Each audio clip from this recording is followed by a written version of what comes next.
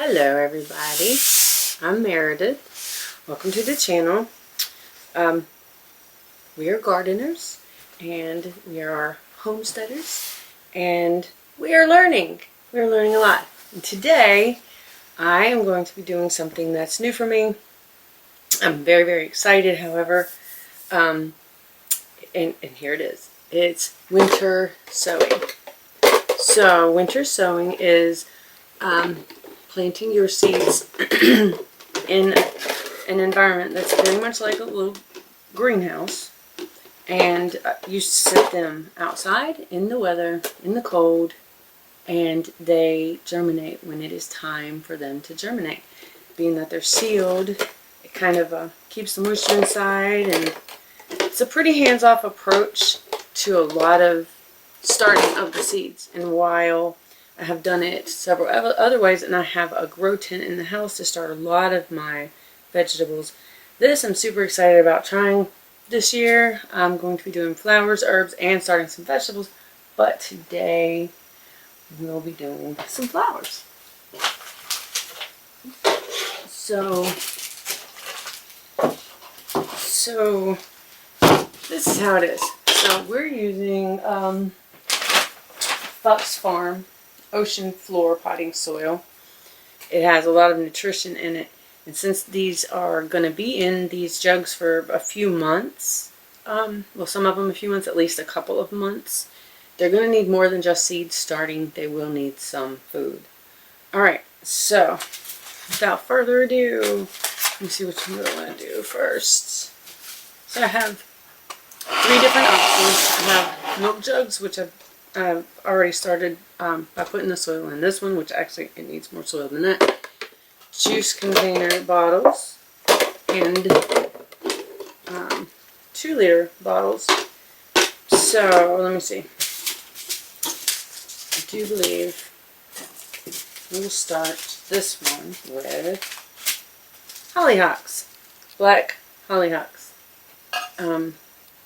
So I'll do a little bit more soil in here. So the soil has been moistened already, and and this is an old pressure canner that I had that I was never going to use, and it's really cool. I didn't want to just completely get rid of it, so I used the bottom of it for soil and potting things inside. Alright, so the soil is pressed down a little bit. Not enough to compress it, just enough to make sure there are no air pockets in it. And with the hollyhocks, let's see. Oh, full sun. Yeah, these are gonna. I think these are gonna be beautiful. I mean, they look really pretty. So these are fairy morse. Anyway, I'm going to sprinkle some of these on top of my potting soil. Ooh, that's so pretty. Oh, that's gorgeous. They look like they're jewel tone seeds. That's super cool. Alright. So I'm gonna sprinkle a lot in here. There's probably gonna be, I don't know, probably about 20 will be in here. Alright, so, and then I'm just gonna press them a little bit into that soil. And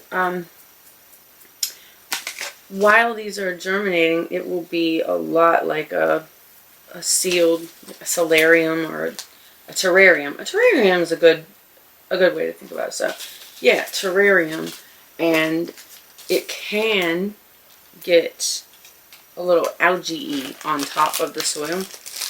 So to negate that, I will be using just a little bit of vermiculite. It'll just keep it lightly covered, but more important, it's going to absorb any excess on the top of the soil there to prevent it from growing all that like algae kind of stuff. Alright, so now I'm going to write out a tag to put on the inside of this And I will also be marking the outside.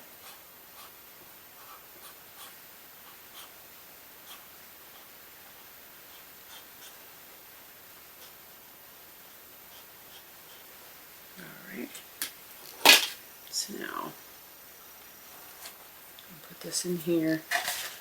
Alright, and because I am a little bit clumsy, a little bit anal retentive, OCD something, I actually measured this so that I don't have to try to hold tape on and tape it at the same time, because I can assure you I will be unsuccessful. So, and this is just duct tape that I actually specifically bought for this very purpose. I need to get more duct tape anyway. But, alright, let me see.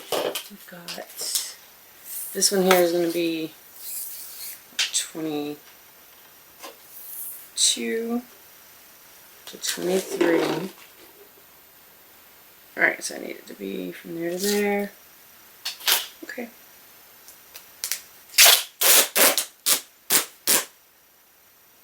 Pretty.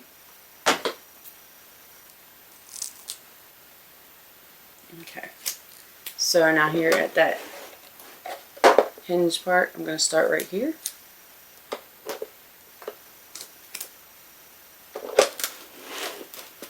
So this is exactly what I didn't want it to do, but it is what it is. Here we go.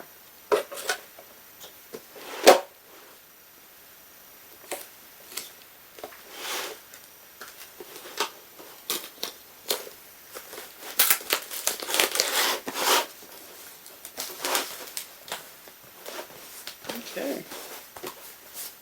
Alright, that's done. I'm going to oh, no I'm not. That's the wrong thing. I thought I had a China marker. But, alright. So this is not a garden marker, which is why I'm gonna go back and mark it again later with a China marker, because I don't think that that will weather off. But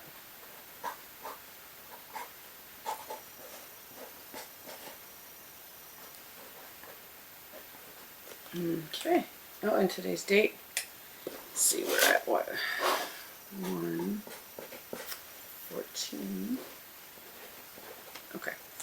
So this is going to go outside, just outside on the ground, and it's going to do its thing, and in a couple of months it will start to grow, and then I will, when the temperatures are right, I will open this up, expose it a little bit, and plant it down on the ground. But I'm going to keep going on these.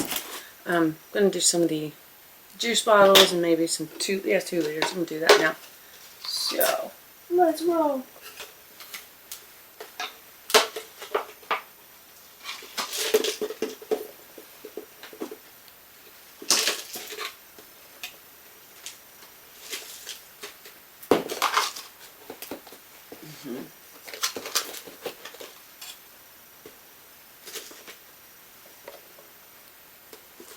Oh, that's enough. I think I need about 4 inches. And so that's where I'm going to stop with this.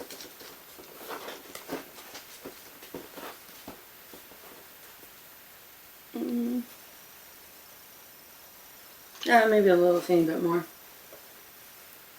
Because I want them to succeed. You don't need to skimp here. I want this stuff to grow. Alright. That's pretty. Alright, so on this one, let me see. I think I'm going to try some blanket flower. Also, the one I don't know for sure about hollyhock. I don't think that it is I think this is an annual, but most of these others are perennials, so they'll come back every year. And from all the research that I have done on this type of sowing, your greatest successes are going to be your perennial seeds and your cold tolerant crops. So right at the moment, first thing, out of the box, I am starting with the perennials. And oh my heaven, wow, they are such tiny little seeds. These pretty little things. Look at those tiny little baby seeds. I hope you can see that. So the first time I saw these out in nature, I was down in Wilmington, North Carolina, with Chad's family. Oh my gosh, they're amazing. They're just a whole bunch of amazing people. Alright, so, oh, and they were and these blanket flowers, they just grow wild all over the beaches down there. It's so amazing. I did collect a few of them, and actually I need to plant those too, but I liked them so much that I went and bought this pack of seeds. So, alright, here we are with this. So now the blanket flowers are sown, and I'm going to do the same thing again with this vermiculite, which is just going to keep it from getting all algae covered. It really is just like a little tiny blanket of, and it's very light. This stuff's super light, and it's actually really good to help lighten up your soil and make it not so wet. Alright, blanket flower. So this one is only a 14-inch piece. Yes, I said that I was OCD. I wasn't kidding. Alright, so blanket flower.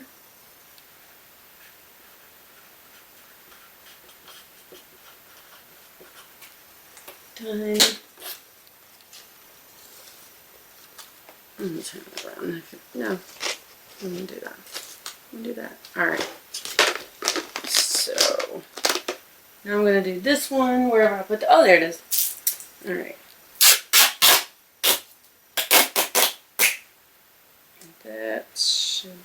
That's probably about long enough. Guess we'll see.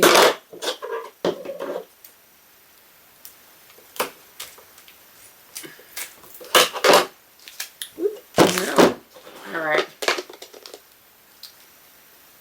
You can also, if you have light enough colored tape, which I do, this being silver, and I know there's white, and pinks, and all kinds of different lighter colored duct tapes, you can actually write the name of your seeds on that.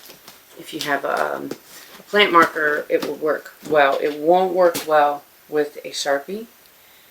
I'm going to grab that China marker right now. Well, if I can grab it.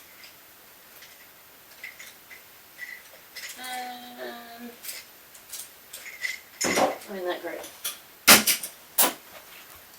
Alright, well, I don't know where it is right now, and that's fine. Blanket flower.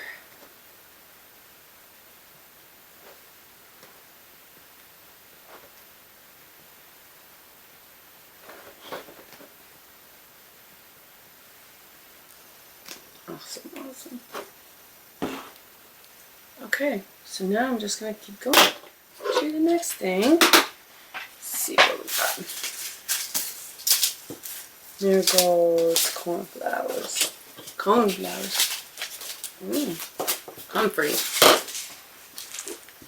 Let me see. I don't think I'm going to put my comfrey in a little thing. So, I'm going to do... That's the button.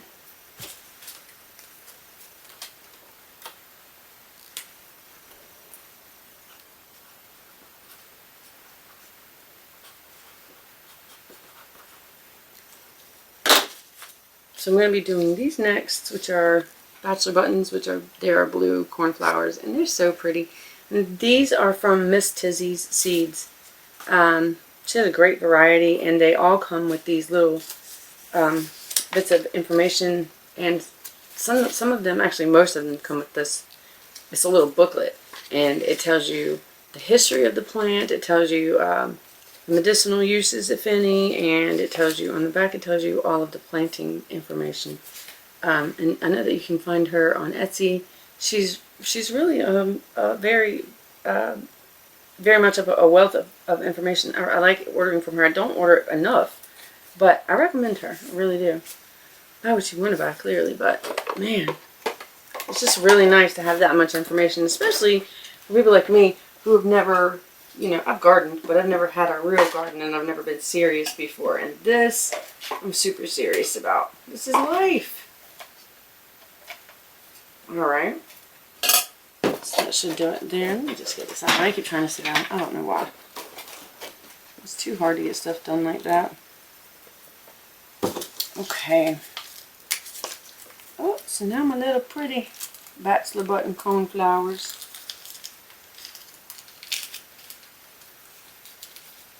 So the thing I like about this, well, actually there's almost nothing that, you know, I'm just going to plant all of them, I think.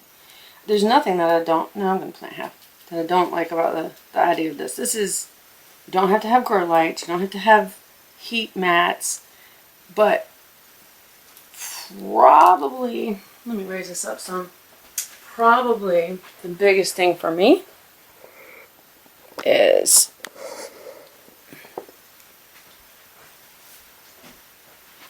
that it eliminates the need for hardening off, which is a great thing for someone like me, because I tend to get a little bit absent-minded sometimes, and I might forget to take them in, little seedlings. Just, oh no, they're too new to be outside. Oh no, I killed them. Well, this will help eliminate some of that, but I'm not just going to rely on this. I've never even done this before.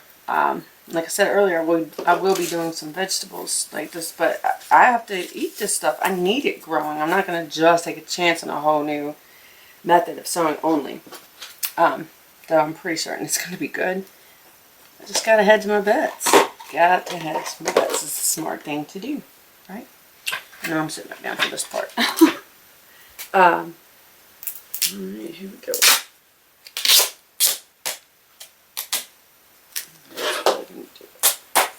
Wait, no, this one's 16.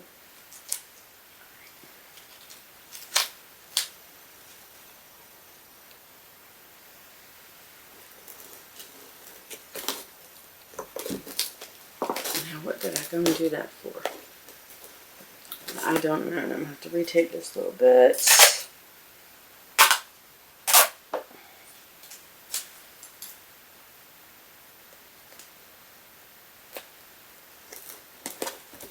Okay.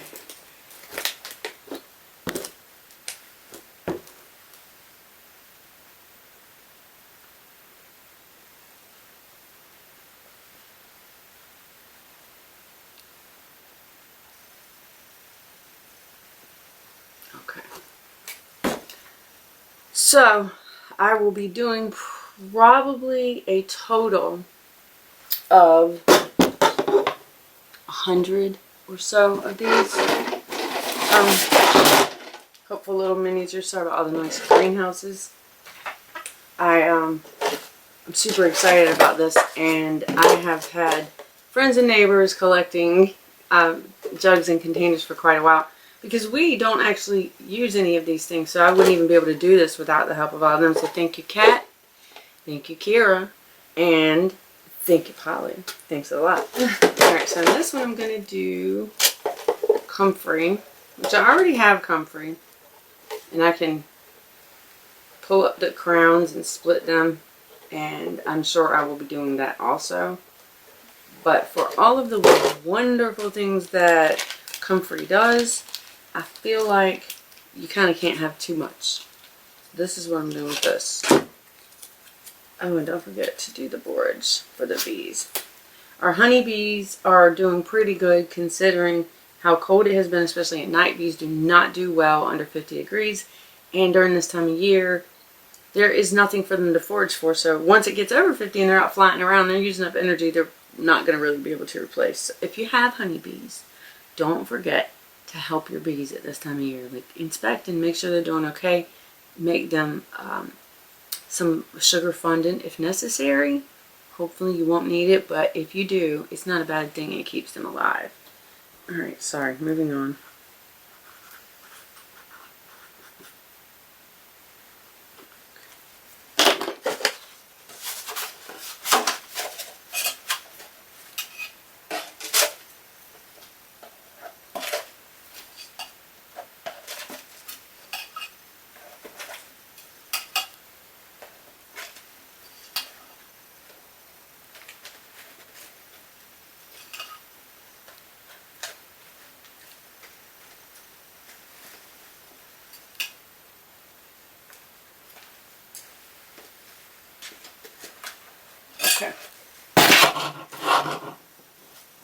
Again, press it down.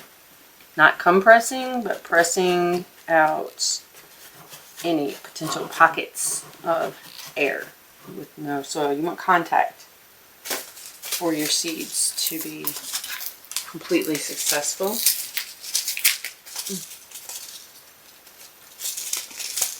I'm not seeing these. They sound like they're pretty small. Sure, let's see. Oh yeah, they're pretty small. Okay.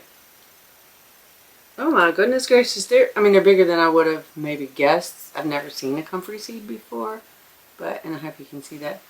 They're pretty stinking small. It's all good though. We're gonna get these babies planted in this. All right, and now in this, I'm gonna do, it'll probably end up being about 25 little seeds. So hopefully 25 seedlings, 25 starts, 25 future babies for the garden. Actually, that was a lot. Let me put some more of these back. I don't want to waste them. I have more jugs, so I can do more of these, and I probably will. This seems like really an answer to some of the problems that I have had. Mainly paying long enough attention to keep things alive completely in the seedling stage, because stuff happens. You know, your chickens, or you know, a car, or somebody gets sick, or you know, just life. Sometimes you just forget things, and it's okay. It happens. We can start over or just have a backup plan. So I have found, boom, my backup plan, hopefully anyway. So yeah. Okay.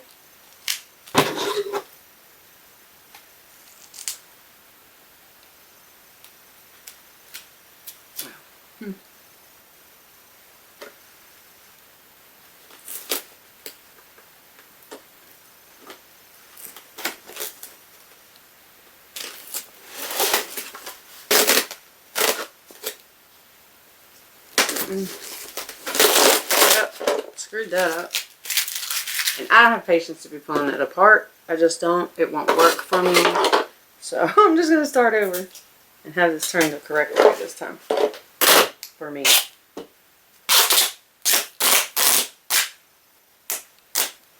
Okay.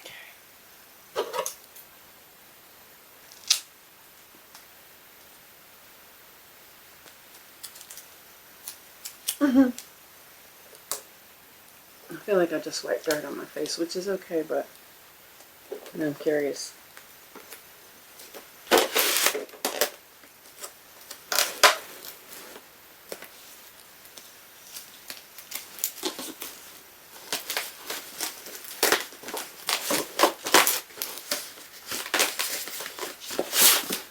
Alright, awesome. So this I really like about the milk jug idea, and that is that you also have a handle. And from everything that I've learned, you can check them a few times throughout the winter, and if they appear dry, which I would think if there's no rain within the container, that they might be a little dry, and you can add a little bit of extra water. And so real fast, let me show you this. This is what I will be putting these in to transport them, but the 2 liters and the juice bottles I will be keeping in this kind of thing. These came from my stepfather, God rest his soul, and he rest in peace. But this will hold these, because these are pretty light and I don't want them to get knocked over and messed up and blown away. So these will still get plenty of sunlight in this. So all the 2 liters and juice bottles will be in one of these.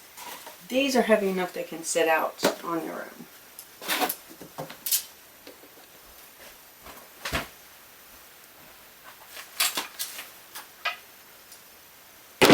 Alright, what are we going to do now?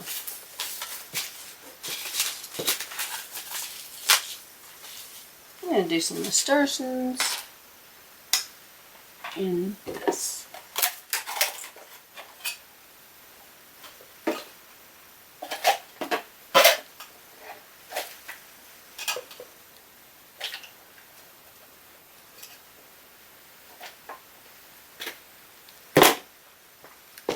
something else in this. I don't know what yet. To be determined.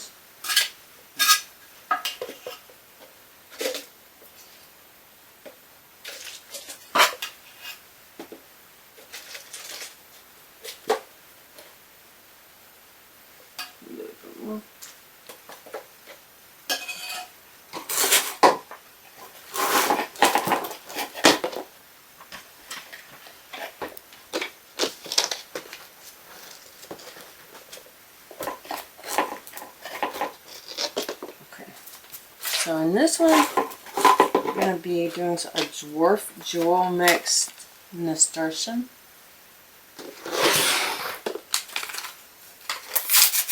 And nasturtium seeds are kind of large. So I know there's not that many in these little packages. They're 2 for $1, but worth it. That's still more than enough, but I will be planting all of them in this one. Now these, being larger, they are going to get pressed down.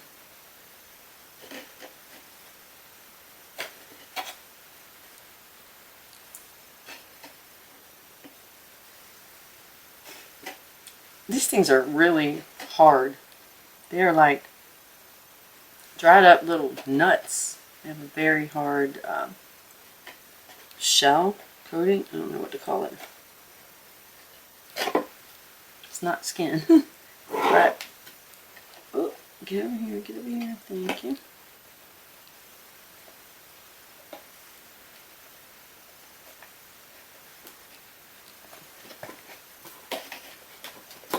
Alright.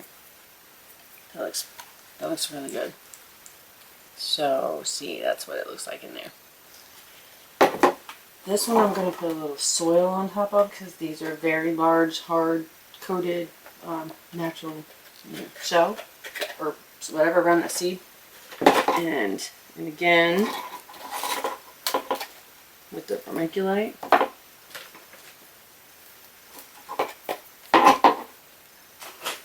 And I'm telling you what, do not forget to put a tag. For me, I have to. I will never remember what it is. Never, ever. Oh, my comfrey came from Earth Care Seeds. I just realized that. Okay, nasturtiums. You spell that. I don't know, and I pull it. There it is.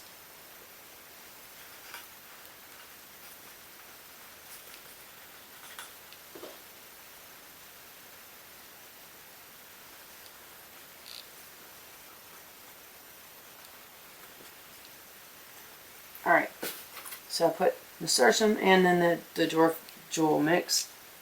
And I'll take that in a moment. Let me get, I probably won't be able to get many of those. Oh, painted daisies. Let's get some painted daisies in this one.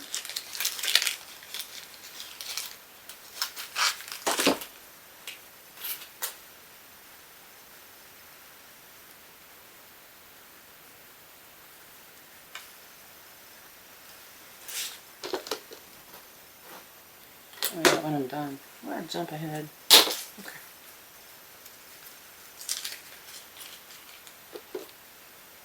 These are weird little seeds, but they're easy to see on this dark soil because they're very light colored.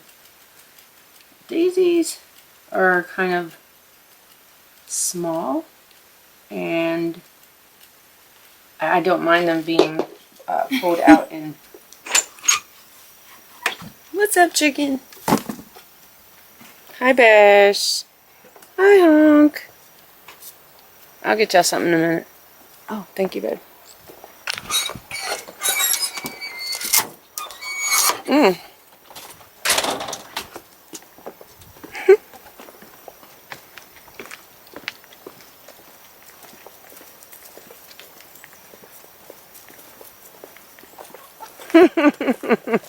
Come on out of there. Come on.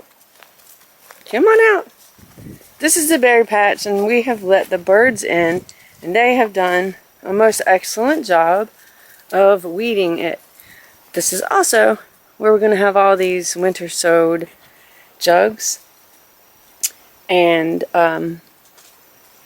this wall doesn't get too much sun, but it gets enough sun and it'll hold it. Babe, can you put it right up against the wall? Yeah, thanks. Alright, so that's our first batch of them, of the winter sown. And they're all flowers right now. They won't all be flowers for long. But check back with us and I will get you all of the updates on them and what else we're going to sow and do in the garden this year. Thanks for watching. Bye.